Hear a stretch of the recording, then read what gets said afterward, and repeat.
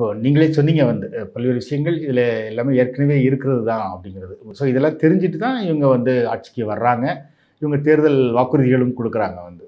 So கொடுத்துட்டு இப்போ வந்து இப்படி நிலைமை இருக்குன்னு சொல்கிறது வந்து அவங்க கொடுத்த தேர்தல் வாக்குறுதிகளை நிறைவேற்றாமல் தள்ளி போடுறதுக்கான ஒரு சாக்குப்போக்குன்னு தள்ளி போடுறதுக்காகன்னு எனக்கு தெரியல. நிறைவேற்றவே மாட்டோன்றதுக்கு தான் அவங்க வர்றாங்களோ அப்படின்ற சந்தேகம் எனக்கு வருது. ஏன்னா இந்த அறிக்கையில் வந்து 9வது பேராகிராஃபில் வந்து ஒன்று வருது.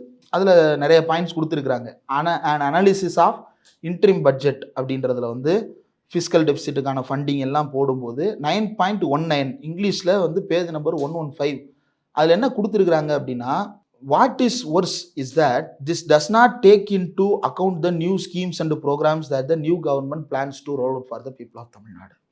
தமிழ்நாட்டினுடைய இன்றைய நிதி சூழல் என்பது இந்த அரசு செய்ய நினைத்த புதிய திட்டங்களையும் புதிய செயல் திட்டங்களையும் செயல்படுத்துவதற்கு மோசமான சூழ்நிலையில் இருக்கிறது அப்படின்னு சொல்லிட்டு என்ன சொல்றாங்க அப்படின்னா, பெரும்பாலான தொகை என்பது தமிழ்நாடு பட்ஜெட்ல சம்பளம் கொடுப்பதற்கும் ஓய்வூதியம் கொடுப்பதற்குமே செலவிடப்படுகிறது அப்படின்றத குறிப்பிடுறாங்க.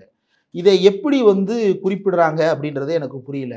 பட்ஜெட்ல வந்து பெரும்பாலான தொகை சம்பளத்திற்கு போகுமா அப்படின்னா, ஆமா போகும். ஏன், நீங்க தான் போன ஆட்சிக்கு வந்த உடனே நீங்க வந்து பஞ்சப்படி அறிவிச்சீங்கல்ல, டியர்னஸ் அலவன்ஸ் அறிவிச்சீங்கல்ல, அந்த டியர்னஸ் அலவன்ஸுக்கு எப்படி காசு வந்தது? கஜானா காலின்னு சொன்னீங்க. அப்ப எப்படி அதை காசை போட்டீங்க? கடன்ல இருந்து போட்டீங்களா? அப்ப நீங்களும் அதே தானே செஞ்சிருக்கீங்க. அதனாலதான் தங்கம் தென்னரசு அவர்கள் சவால் விட்டு சொல்லுகிறார், இந்த ஆட்சி இன்னும் 5 ஆண்டுகள் நடந்தால் முடியும் போது 20 லட்சம் கோடி கடன் இருக்கும்.